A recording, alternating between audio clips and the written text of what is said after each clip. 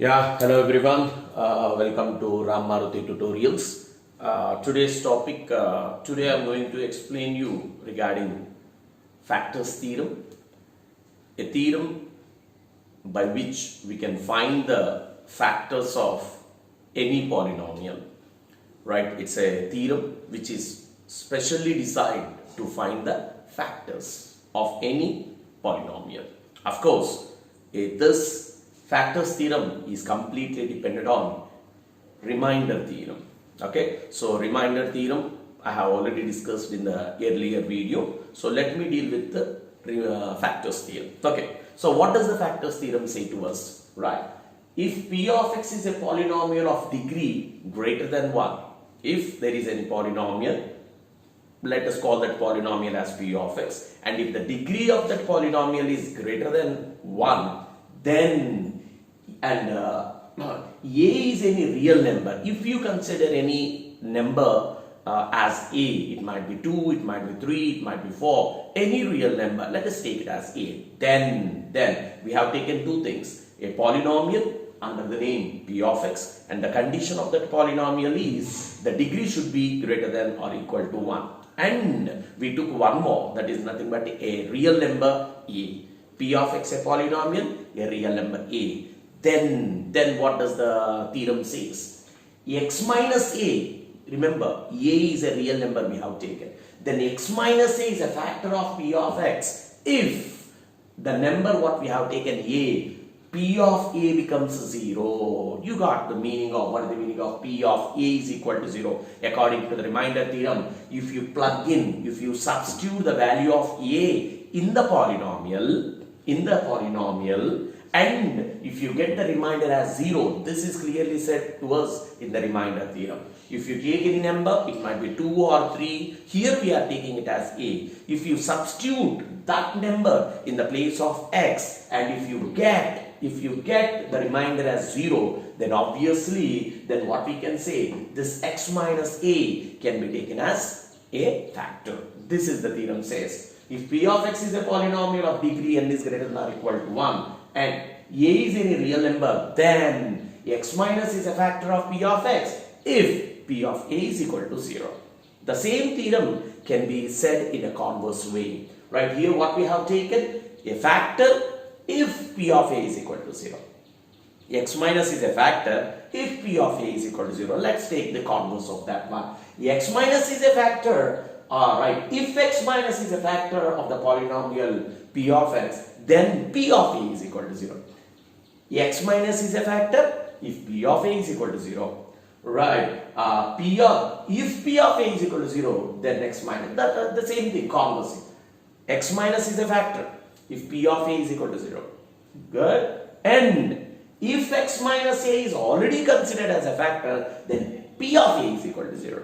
You got it. Now, let me deal with the theorem what we are saying.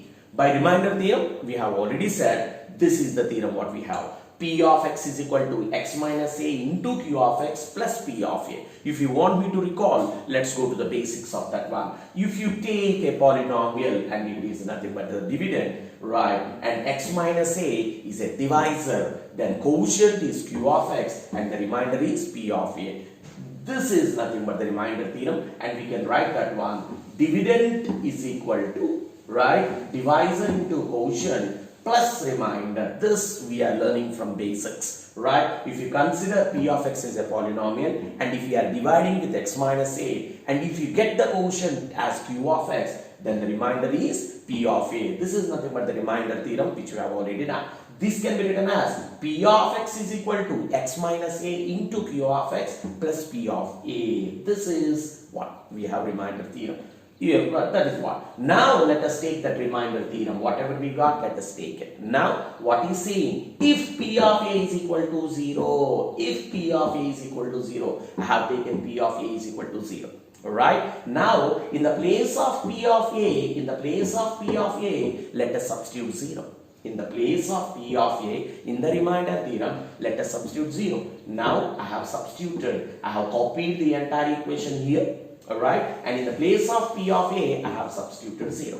then what we are getting? Obviously, we are getting P of xa as x minus a into q of x. If you check it out properly, means the polynomial P of x we are able to write as the product of two factors. This is the first factor and this is the second factor.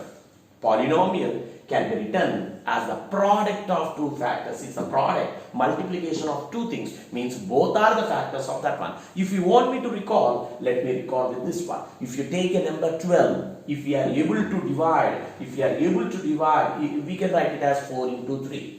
Okay, means 4 is also a factor of 12 and 3 is also a factor of 12. Means 4 also perfectly divides with remainder 0 and 3 also perfectly divides 12 with remainder 0. So this means 4 is a factor and 3 is a factor, which means here also if you consider P of x in the place of 12 and 4 and 3 here, then we can say both x minus is a factor of P of x and q of x is also a factor of P of x. This is the proof to say that yes, if P of a is equal to 0, that is what? If P of a is equal to 0, then x minus 1 is a factor of P of x. This is what we have done, proved in the first one. Now let us go in the converse way.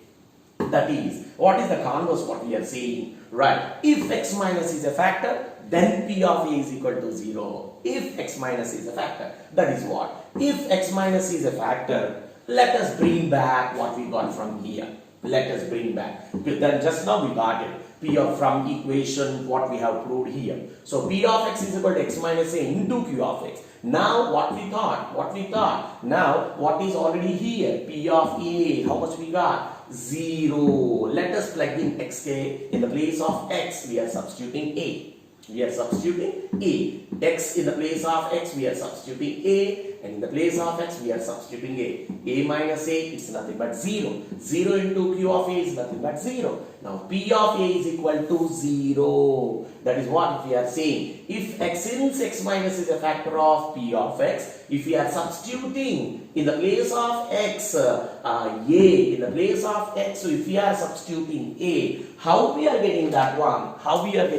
Means we can explain you that, right? So if you take this one, x minus a is equal to 0, right? Then x is equal to a. This is the explanation what I can give it to you. In the place of x, what we are supposed to plug in? A. I have plugged in and I got it as 0. So what we are able to conclude? Right. So what we are able to conclude? If x minus is a factor, then P of a is equal to 0. That is what we have proved. If x minus is a factor, then P of a is also 0. So these are the two things regarding the factors theorem. We have proved both the concepts. Now let's work on with an example how this factor theorems works, right? So let's go. Let's examine. Let us take if x plus 2 is a factor of this polynomial. X plus 2. Examine. We are asking. This we have given an P of x, and we are asking is x plus 2 is a factor. Is x plus 2 is a factor. Then what did we learn? This is what we have done. X minus a can become a factor if P of a is equal to 0. Right? X minus a, we took it as we have sent a to the other side, and in the place of x, what did we substitute? With the place of x, we have substituted a. In the same way, take x plus 2. Let us consider this one as g of x, one more polynomial. X plus 2 is equal to 0. Send plus 2 to the other side. What we are getting? Minus 2. Now let us substitute minus 2 in the place of x there. Let's substitute minus 2 in the place of x, and what we are getting? Minus 2 whole cube plus 2 into minus 2 whole square and so on. We will get it as 0. Then obviously what we can say that x plus 2 is a factor. So how we are examining? Simple logic. If we want to examine anything, whether it is a factor or not, just do only one thing.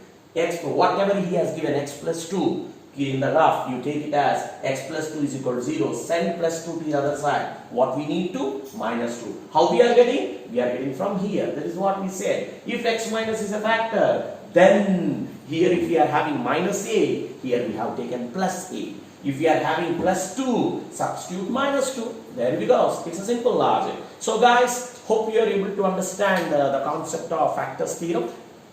which is a application of remainder theorem. We have proved the factor theorem with an example. Hope you are able to understand. We'll come back with the next video. Thank you.